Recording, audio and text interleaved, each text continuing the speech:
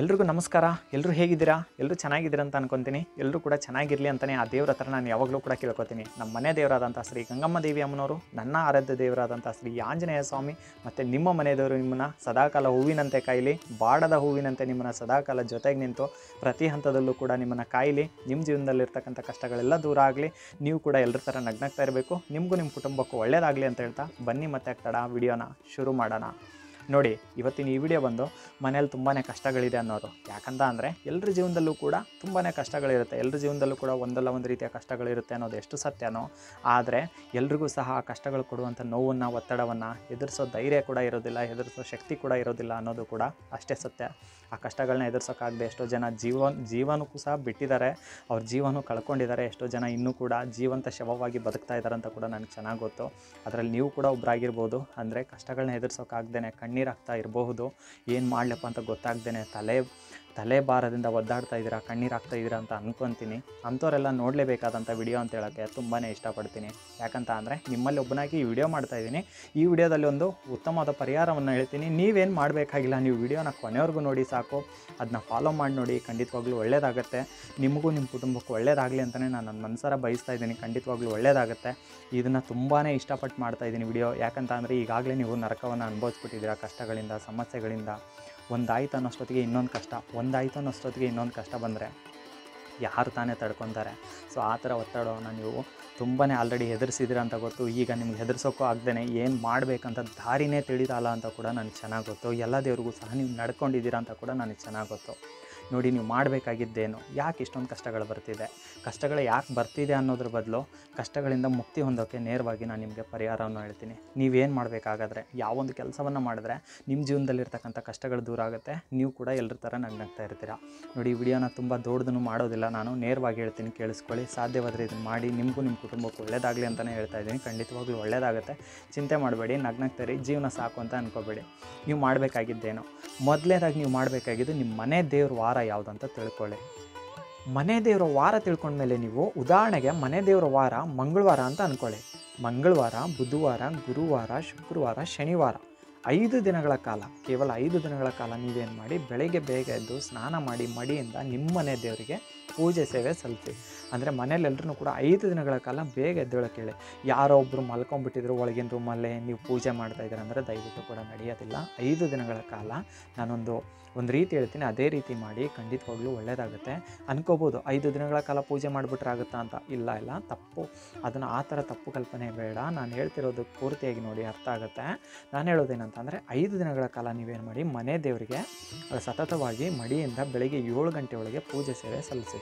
ನಿಮ್ಗೆ ಇಷ್ಟ ಇದ್ದರೆ 5 ದಿನಗಳ ಕಾಲ ಏನೋ ಒಂದು ಸಿಹಿ ಪದಾರ್ಥ ನೈವೇದ್ಯವಾಗಿ ಮನೆ ದೇವರಿಗೆ ಇಡಿ, ಆಯಿತಾ? ಮನೆ ದೇವರಿಗೆ ನೈವೇದ್ಯವನ್ನು ಇಡಿ. ಒಂದು ವೇಳೆ ನಿಮಗೆ ಸಿಹಿ ಪದಾರ್ಥ ಮಾಡೋಷ್ಟು ಶಕ್ತಿ ಕೂಡ ನನಗಿಲ್ಲ, ನಾವು ತುಂಬಾ ಬಡವರು ಅನ್ನೋರು ಕೂಡ 10 ರೂಪಾಯಿ ಕೊಟ್ಟು ಸಕ್ಕರೆಯನ್ನು ತೊಗೊಂಬಂದು 5 ದಿನಗಳ ಕಾಲ ಕೂಡ ಮನೆ ದೇವ್ರ ಮುಂದೆ ಇಡಿ. ಸಿಹಿ ಪದಾರ್ಥನ ಇಟ್ಟು ಪೂಜೆ ಸೇವೆ ಸಲ್ಲಿಸಿ. ಆ ನಂತರ ಏನಾಗುತ್ತೆ ಅಂತಂದರೆ, ನೀವು ಮನೆ ದೇವರಿಗೆ ಒಂದು ಕ್ಷಮೆ ಕೇಳಿದಂಗೆ, ಮನೆ ದೇವ್ರ ಹತ್ರ ಕ್ಷಮೆ ಕೇಳಿದಂಗೆ. ಯಾಕಂತ ಅಂದರೆ ಕಷ್ಟಗಳು ಒತ್ತಡ ಆದಾಗ ನೀವು ಎಲ್ಲ ದೇವ್ರಿಗೂ ಹೋಗಿ ಬಂದಿದ್ದೀರಾ, ಆಗ ಎಲ್ಲೋ ಒಂದು ಕಡೆ ಮನೆ ದೇವರಿಗೆ ಕೋಪ ಬಂದಿರುತ್ತೆ. ಇದು ಸತ್ಯ, ಸುಳ್ಳು ಹೇಳ್ತಾ ಇಲ್ಲ. ಈಗ ನಮ್ಮ ಮಾತು ಯಾರಾದರೂ ಮೀರಿಬಿಟ್ರೆ ಕೇವಲ ಮನುಷ್ಯರಾದಂಥ ನಾವೇ ಕೋಪ ಮಾಡ್ಕೊಂಡ್ಬಿಡ್ತೀವಿ. ನಮ್ಮನ್ನು ತುಂಬಾ ಇಷ್ಟಪಡೋ ಇವಾಗ ಮನೇಲೇ ನೋಡಿ, ನಾವು ತಂದೆ ತಾಯಿಗಳ ಮಾತಿಗೆ ವಿರುದ್ಧವಾಗಿ ನಡ್ಕೊಂಡ್ಬಿಟ್ರೆ ತಂದೆ ತಾಯಿಗಳು ನಮಗೆ ಹೆಂಗೆ ಹೊಡಿತಾ ಇದ್ರು ಚಿಕ್ಕವರಿದ್ದಾಗ. ಸೊ ಹಂಗೇ ಮನೆ ದೇವ್ರಂದರೆ ಅವ್ರ ಮಕ್ಕಳು ನಾವು.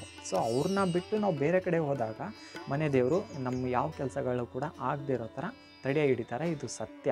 ಸೊ ನಾನು ಹೇಳ್ತಿರೋದೇನೆಂದರೆ 5 ದಿನಗಳ ಕಾಲ, ಕೇವಲ 5 ದಿನಗಳ ಕಾಲ ನೀವು ಸ್ನಾನ ಮಾಡಿ ಮಡಿಯಿಂದ ಮನೆ ದೇವರಿಗೆ ಪೂಜೆ ಸೇವೆ ಸಲ್ಲಿಸ್ಬಿಡಿ ನಿರಂತರವಾಗಿ. ಅಂದರೆ ಮಂಗಳವಾರದಿಂದ ಶುರು ಮಾಡ್ತೀರಾ 5 ದಿನಗಳ ಕಾಲ, ಆಯಿತಾ? ಮಂಗಳವಾರ, ಬುಧವಾರ, ಗುರುವಾರ, ಶುಕ್ರವಾರ, ಶನಿವಾರ, ಓಕೆನಾ? ಸೊ 5 ದಿನಗಳ ಕಾಲ ಪೂಜೆ ಸೇವೆ ಸಲ್ಲಿಸಿ. ಆ ನಂತರ ಏನು ಮಾಡಬೇಕು? ಆ ನಂತರ ಕ್ರಮೇಣವಾಗಿ ನಿಮ್ಮ ಕಷ್ಟಗಳು ಕಡಿಮೆ ಆಗ್ತಾ ಹೋಗುತ್ತೆ. ಆ ನಂತರ ನೀವು ಮನೆ ದೇವ್ರನ್ನ ಹೊರತು ಎಲ್ಲ ದೇವ್ರನ್ನೂ ನಂಬಿ, ಮನೆ ದೇವ್ರನ್ನ ಒಂದು ತೂಕ ಜಾಸ್ತಿ ನಂಬಿ. ಆದರೆ ಪೂಜೆ ಸೇವೆ ಸ್ಟಾರ್ಟ್ ಮಾಡೋ ಮೊದಲು, ಅಂದರೆ ನೀವು ಮಂಗಳವಾರ ಮಾಡ್ತೀರಾ ಅಂತ ಅಂದ್ಕೊಳ್ಳಿ. ಮಂಗಳವಾರ ಮಾಡ್ತೀರಾ ಅಂದರೆ ಸೋಮವಾರ ದಿನ ನೀವು ಮನೇನ ತೊಳಿಬೇಕಾಗತ್ತೆ. ಮನೇನ ತೊಳೆದು ಸ್ವಚ್ಛಗೊಳಿಸ್ಬಿಡಿ. ಮನೇನ ಸ್ವಚ್ಛಗೊಳಿಸಿ ಗೋಮೂತ್ರನ ಮನೇಲಿ ಎಲ್ಲ ಕಡೆಯೂ ಸ್ವಲ್ಪ ಇದು ಮಾಡಿ, ಓಕೆನಾ? ಆಮೇಲೆ ಏನು ಮಾಡಿ, ದೇವ್ರ ಮನೆಯಂತೂ ಗೋಮೂತ್ರದಿಂದ ತೊಳಿಲೇಬೇಕು, ಆಯಿತಾ? ಒಂದು ಬಕೆಟಲ್ಲಿ ನೀರು ತೊಗೊತೀರಾ, ಅದರಲ್ಲಿ ಸ್ವಲ್ಪ ಗೋಮೂತ್ರ ಹಾಕಿ ಒರೆಸಿ ಒದ್ದೆ ಬಟ್ಟೆಯಿಂದ ದೇವ್ರ ಮೂರ್ತಿಗಳನ್ನ ಆದಷ್ಟು ಸ್ವಚ್ಛವಾಗಿಡಿ, ಯಾಕಂದರೆ ಮನುಷ್ಯರಾದಂಥ ನಾವು ದಿನ ಸ್ನಾನ ಮಾಡಬೇಕು, ಸ್ವಚ್ಛವಾಗಿರ್ಬೇಕಂತ ಬಯಸ್ತೀವಿ. ಯಾವುದೋ ಒಂದು ಮದುವೆಗೆ ಹೋಗ್ಬೇಕಾದ್ರೆ ಸಖತ್ತಾಗಿ ರೆಡಿಯಾಗಿ ಹೋಗ್ತೀವಿ.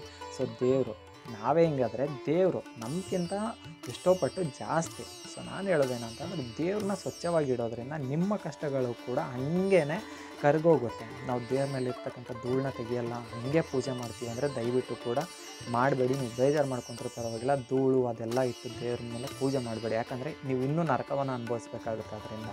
ಸೊ ನಾನು ಹೇಳೋದೇನಂತ ಅಂದರೆ ದೇವ್ರ ಮೂರ್ತಿಗಳನ್ನ ಮಂಗಳವಾರ ನೀವು ಶುರು ಮಾಡ್ತೀರ ಅಂದರೆ ದೇವ್ರ ಮೂರ್ತಿಗಳನ್ನ ಎಲ್ಲನೂ ಸ್ವಚ್ಛಗೊಳಿಸಿ, ಎಲ್ಲನೂ ದೇವ್ರ ಕಳಸ ಇರುತ್ತಲ್ವ, ಕಳಸವನ್ನು ಕ್ಲೀನ್ ಮಾಡಿ. ಆಗ ಖಂಡಿತವಾಗ್ಲೂ ಕೂಡ 5 ದಿನಗಳ ಕಾಲ ನೀವು ಕಷ್ಟಪಡಿ.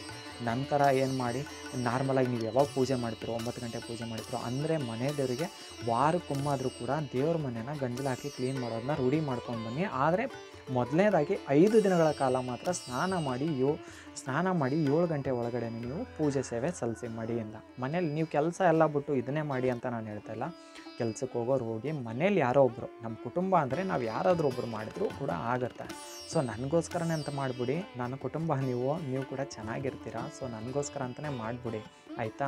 ನಾನು ಮಾಡೋದರಿಂದ ಸರಿ ಹೋಗಂಗಿದ್ದಿದ್ರೆ ನಿಜವಾಗ್ಲೂ ಹೇಳ್ತೀನಿ, ಒಳ್ಳೇದಾಗತ್ತೆ ಅನ್ನಂಗಿದ್ರೆ ನಿಜವಾಗ್ಲೂ ನಾನು ಮಾಡ್ತಾಯಿದ್ದೆ. ಆದರೆ ನಿಮ್ಮ ಮನೇಲಿ ನೀವೇ ಮಾಡಬೇಕು. ಅದಕ್ಕೋಸ್ಕರ ಹೇಳ್ತಾಯಿದ್ದೀನಿ, ಎಲ್ಲೂ ಹೋಗಬೇಡಿ. ನೀವು ₹1 ದುಡ್ಡನ್ನು ಸಹ ಖರ್ಚು ಮಾಡಬೇಡಿ.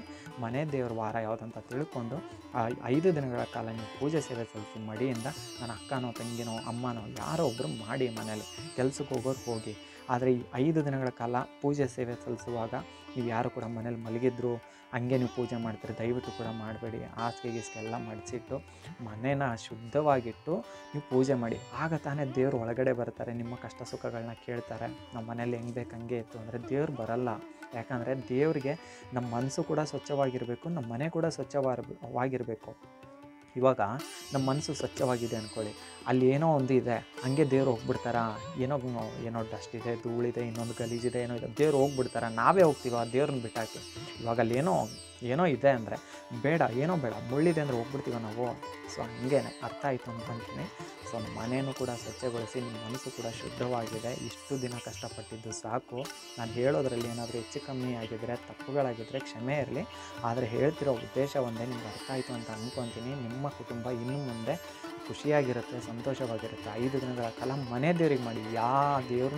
ಎಲ್ಲ ದೇವ್ರನ್ನೂ ನಂಬಿ ನೀವು, ಆದರೆ ಎಲ್ಲ ದೇವ್ರಿಗಿಂತ ಒಂದು ತೂಕ ಜಾಸ್ತಿ ಮನೆ ದೇವ್ರನ್ನ ನಂಬಿ. ಯಾಕಂತ ಅಂದರೆ ಮನೆ ದೇವರು ನಮ್ಮನ್ನು ಕೈ ಹಿಡಿಲಿಲ್ಲ ಅಂದರೆ ಯಾವ ದೇವರು ಕೈ ಹಿಡಿಯಲ್ಲ. ನೀವು ಮುಕ್ಕೋಟಿ ದೇವಸ್ಥಾನ ಹೋಗಿ ಬಂದರೂ ಕೂಡ, ದೇವ್ರುಗಳಿಗೆ ಹೋಗಿ ಬಂದರೂ ಕೂಡ ಖಂಡಿತವಾಗ್ಲೂ ಕೂಡ ನೀವು ಮನೆ ದೇವ್ರನ್ನ ಬಿಟ್ಟಿದ್ರಿ ಅದರಲ್ಲಿ ಅಂದರೆ ನಿಮ್ಮನ್ನು ಯಾವ ದೇವರು ಸಹ ಕೈ ಹಿಡಿಯೋದಿಲ್ಲ. ಯಾಕಂತ ಅಂದರೆ ಇವಾಗ ಉದಾಹರಣೆ ಹೇಳ್ತಾ ಇದ್ದೀನಿ, ಇವಾಗ ನೀವು ಮನೆ ದೇವರ ಅನುಮತಿನೇ ಇಲ್ಲ ಅಂತಂದರೆ ನೀವು ಯಾವುದೋ ದೇವಸ್ಥಾನಕ್ಕೆ ಹೋದರೆ, ನಾನೇ ಹೇಳ್ಬಿಡ್ತೀನಿ ಅಂದ್ಕೊಳ್ಳಿ, ಯಾವುದೋ ದೇವಸ್ಥಾನಕ್ಕೆ ಹೋಗಿ ಅಲ್ಲಿ ಒಳ್ಳೇದಾಗುತ್ತೆ, ಎಲ್ರಿಗೂ ಒಳ್ಳೇದಾಗಿದೆ.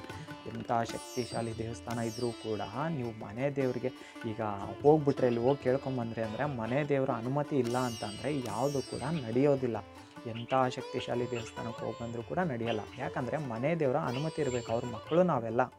ಸೊ ನಮ್ಮ ದೇವರು, ನಮ್ಮನೆ ಕುಲದೇವತೆ ಆಗಲಿ, ಕುಲದೇವರು ಅಂದರೆ ಅವ್ರ ಮಕ್ಕಳು ನಾವೆಲ್ಲ, ಅವ್ರಿಗೆ ಜವಾಬ್ದಾರಿ ಇದ್ದೇ ಇರುತ್ತೆ, ಆಯಿತಾ. ನಮ್ಮಂಗೆ ಎಲ್ಲ ಜವಾಬ್ದಾರಿ ಮರೆಯೋಕ್ಕೆ ದೇವ್ರುಗಳವರು ಖಂಡಿತವಾಗ್ಲೂ ನಿಮ್ಮನ್ನು ಕೈ ಬಿಡೋದಿಲ್ಲ. ನೀವು ಸ್ವಲ್ಪ ಏನಾಗಿರುತ್ತೆ ಅಂದರೆ, ನಾವು ಮನೆ ದೇವ್ರನ್ನ ಎಲ್ಲೋ ಒಂದು ಕಡೆ ಇದು ಮಾಡಿರ್ತೀವಿ, ಯಾರೋ ಒಂದು ಅಲ್ಲಿ ಏನೋ ಒಂದು ಎಲ್ಲರಿಗೂ ಒಳ್ಳೇದಾಗಿರುತ್ತೆ, ಹಾಗಾಗಿ ಹೋಗಿ ಬರ್ತೀವಿ. ಬೇರೆ ದೇವಸ್ಥಾನಗಳನ್ನ ಹೇಳ್ತಾರಲ್ವ, ಅಲ್ಲಿ ಹೋದ್ಮೇಲೆ ನನಗೆ ಒಳ್ಳೇದಾಗಿದೆ ಅಂದ ತಕ್ಷಣ ನಾವು ಹೋಗ್ಬಿಡ್ತೀವಿ. ಆದರೆ ಮನೆ ದೇವರ ಅನುಮತಿ ಬೇಕು.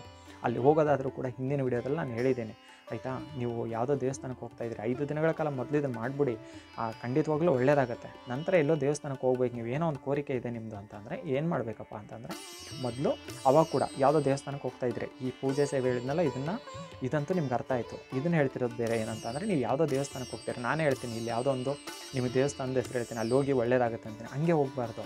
ನಾಳೆ ನೀವು ದೇವಸ್ಥಾನಕ್ಕೆ ಹೋಗ್ತೀರಂದರೆ ಇವತ್ತು ಮನೇನ ತೊಳಿರಿ, ಆಯಿತಾ. ಅಂದರೆ ಕೇಳ್ಕೊಂಡಿದ್ದು ಆಗಬೇಕಲ್ವ, ಮನೇನ ತೊಳೆದು ಪೂಜೆ ಮಾಡಿ ನಂತರ ನೀವು ಹೋಗಬೇಕಾದ್ರೆ ಸ್ನಾನ ಮಾಡಿ. ಮನೇಲಿ ಯಾರು ಹೋಗ್ತಾ ಇದ್ರಲ್ಲ ಕೋರಿಕೆಗೆ, ಅದರಲ್ಲಿ ಎಷ್ಟೋ ಜನ ಹೋಗ್ತಾ ಇರ್ತಾರೆ, ಕುಟುಂಬದಲ್ಲಿ ಯಾರೋ ಒಬ್ಬರು ಬೆಳಿಗ್ಗೆ ಬೇಗ ಎದ್ದು ದೀಪ ಹಚ್ಚಿದ ಮೇಲೇ ಹೊರಡ್ಬೇಕು. ನೀವು ಮನೆ ದೇವರಿಗೆ ಮನೇಲಿ ದೀಪ ಹಚ್ಚಿದ ಮೇಲೇ ಅಲ್ಲಿ ಅಮ್ಮನವ್ರ ದೇವಸ್ಥಾನಕ್ಕೆ ಹೋಗಿ ಬನ್ನಿ. ನೀವು ಯಾವ ದೇವಸ್ಥಾನಕ್ಕೆ ಹೋಗ್ತಾ ಇದ್ದೀರೋ ಅಲ್ಲಿ ಹೋಗಿ ಬನ್ನಿ. ಆಗ ಮಾತ್ರ ನೀವು ಮನೆ ದೇವರ ಅನುಮತಿ ಇದ್ದರೆ, ನೀವು ಯಾವ ದೇವಸ್ಥಾನಕ್ಕೆ ಹೋಗ್ತಿದ್ರೋ ಆ ದೇವರು ನಿಮ್ಮ ಮನೆಗೆ ಬರೋಕ್ಕೆ ಸಾಧ್ಯ. ಈ ದೇವರ ಅನುಮತಿ ಇಲ್ಲದೇ ಆ ದೇವರು ನಿಮ್ಮ ಮನೇಲಿ ಬರೋಕ್ಕಾಗಲ್ಲ. ಎರಡನೇದು, ಈ ದೇವರು ಅನುಮತಿ ಕೊಟ್ಟಿದ್ದಾರೆ, ಈ ದೇವರು ಬರ್ತಾ ಇದ್ದಾರೆ, ನಿಮ್ಮ ಮನೆ ಸ್ವಚ್ಛ ಇಲ್ಲ ಅಂದರೆ ಈ ದೇವರು ಒಳಗಡೆ ಬರೋದಿಲ್ಲ. ಸೊ ಆದಷ್ಟು ಕೂಡ ಮನೆಯೂ ಕೂಡ ಸ್ವಚ್ಛವಾಗಿಡಿ. ಚಪ್ಪಲಿಗಳನ್ನ ಎಲ್ಲಿ ಬೇಕಲ್ಲಿ ಮನೆ ಬಾಗಿಲಿಗೆ ಬಿಡಬೇಡಿ. ಆಮೇಲೆ ಪೊರಕೆನ ಎಲ್ಲಿ ಬೇಕಲ್ಲಿ ಇಡಬೇಡಿ. ದೇವ್ರ ಮೇಲೆ ಡಸ್ಟ್ನ ಕೂಡೋಕೆ ಬಿಡಬೇಡಿ, ಆಯಿತಾ? ಖಂಡಿತವಾಗ್ಲೂ ನಿಮ್ಗೆ ಒಳ್ಳೇದಾಗಲಿ ಅಂತಲೇ ನಾನು ನನ್ನ ಮನಸಾರ ಹೇಳ್ತಾ ಇದ್ದೀನಿ. ಖಂಡಿತವಾಗ್ಲೂ ಒಳ್ಳೇದಾಗುತ್ತೆ. ಸಾಕು ಇಷ್ಟು ದಿನ ನೀವು ಕಣ್ಣೀರು ಹಾಕಿದ್ದು, ಇನ್ನು ಮುಂದೆ ಕಣ್ಣೀರು ಹಾಕಬೇಡಿ. ಖಂಡಿತವಾಗ್ಲೂ ಒಳ್ಳೇದಾಗುತ್ತೆ, ಇದು ಸತ್ಯ. ಸೊ ಮನೆ ದೇವರಿಗೆ ಆದಷ್ಟು ನಡ್ಕೊಳ್ಳಿ ಯಾರೋ ಒಬ್ಬರು. ಸೊ 5 ದಿನಗಳ ಕಾಲ ದಯವಿಟ್ಟು ಮಾಂಸ ಕೂಡ ಮಾಡಬೇಡಿ. ಮನೇಲಿ ಮಾಂಸ ತಿನ್ನೋರಿದ್ದರೂ ಕೂಡ ಮಾಡಬೇಡಿ, ದಯವಿಟ್ಟು ಕೂಡ ಹೇಳ್ತಾ ಇದ್ದೀನಿ. ಸೊ 5 ದಿನ ಮಾತ್ರ ನಿಮಗೆ, ನಿಮ್ಮ ಕುಟುಂಬಕ್ಕೆ ಒಳ್ಳೆಯದಾಗಲಿ ಅಂತ ದಯವಿಟ್ಟು 5 ದಿನಗಳ ಕಾಲ ಬಿಟ್ಬಿಡಿ. ಅದನ್ನು 5 ದಿನ ಮಾಡಿ, ಖಂಡಿತವಾಗ್ಲೂ ಒಳ್ಳೆಯದಾಗುತ್ತೆ. ನಂತರ ನಿಮ್ಮ ಮನೆ ದೇವ್ರು ನಿಮ್ಗೆ ಒಳ್ಳೇದು ಮಾಡ್ತಾ ಇರ್ತಾರೆ. ಮನೆ ದೇವ್ರನ್ನ ಮರಿಬೇಡಿ, ಆಯಿತಾ? ಮನೆ ದೇವರಿಗೆ ಪೂಜೆ ಸೇವೆ ಸಲ್ಲಿಸ್ತಾ ಬನ್ನಿ ನಿರಂತರವಾಗಿ. ವಾರಕ್ಕೊಂದಿನ ಸಂಡೇ ಭಾನುವಾರ ಯಾರಾದರೂ ಇರ್ತಿರಲ್ವ, ಅವಾಗ ಏನು ಮಾಡಿ, ಗೋಮೂತ್ರ ಹಾಕಿ ದೇವ್ರ ಮನೆಯನ್ನಾದರೂ ಸ್ವಚ್ಛಗೊಳಿಸಿ. ದೇವ್ರ ಫೋಟೋಗಳನ್ನ ಒರೆಸೋದು ರೂಢಿ ಮಾಡ್ಕೊಳ್ಳಿ. ಡಸ್ಟ್ನ ಕೂಡೋಕೆ ಬಿಡಬೇಡಿ. ಯಾಕಂದರೆ ನಾವೇ ಸ್ವಲ್ಪ ಧೂಳಾಯಿತು ಅಂದರೆ ಕಣ್ಣನ್ನು ಒರೆಸ್ಕೊಳ್ತೀವಿ. ಕಣ್ಣು ಕೆಂಪಾಗ್ಬಿಟ್ಟಿದೆ, ಅಪ್ಪ ಇವತ್ತು ಬಿಸಿಲಲ್ಲಿ ಹೋಗಿ ಬಂದೆ ಅಂತೀವಿ, ಧೂಳಾಯಿತು ಅಂತೀವಿ, ಕೊಳೆ ಆಯಿತು ಅಂತೀವಿ. ಆಗಿದ್ಮೇಲೆ ದೇವ್ರ ಮೇಲೆ ಡಸ್ಟ್ ಕುಂತಾಗ ಅರ್ಥ ಆಯಿತು ಅಂತ ಅಂದ್ಕೊತೀನಿ ಅಲ್ವಾ? ಸೊ ದೇವ್ರ ಫೋಟೋಗಳನ್ನು, ಕಡಿಮೆ ಫೋಟೋಗಳನ್ನ ಇಟ್ಟರೂ ಪರವಾಗಿಲ್ಲ ಮನೇಲಿ, ಆದರೆ ಸ್ವಚ್ಛವಾಗಿಡಿ, ಆಯಿತಾ? ಆಗ ನಿಮ್ಮ ಕಷ್ಟಗಳು, ನೀವು ಇದು ದೇವ್ರ ಮೂರ್ತಿನ ಹೆಂಗೆ ಒರೆಸ್ತಾ ಬರ್ತೀರೋ ಅದೇ ರೀತಿ ನಿಮ್ಮ ಕಷ್ಟಗಳು ಹಂಗೇ ಇಳೀತಾ ಹೋಗುತ್ತೆ. ಇದು ಸತ್ಯ. ಇದನ್ನು ಮಾಡಿ ನೋಡಿ, ಖಂಡಿತವಾಗ್ಲೂ ಒಳ್ಳೆಯದಾಗುತ್ತೆ. ಕಣ್ಣೀರು ಹಾಕಬೇಡಿ. ದೇವ್ರು ನಿಮ್ಮನ್ನ ಹೊರ್ತಿಲ್ಲ, ದೇವ್ರು ನಿಮಗೂ ಕೂಡ ಒಳ್ಳೇದನ್ನ ಮಾಡ್ತಾರೆ. ಒಳ್ಳೇದಾಗಲಿ ಅಂತ ನಾನು ನನ್ನ ಮನಸಾರ ಹೇಳ್ತಾ ಇದ್ದೀನಿ. ಖಂಡಿತವಾಗ್ಲೂ ಒಳ್ಳೇದಾಗುತ್ತೆ. ನಗ್ನಗ್ತಾ ಇರಿ. Thank you.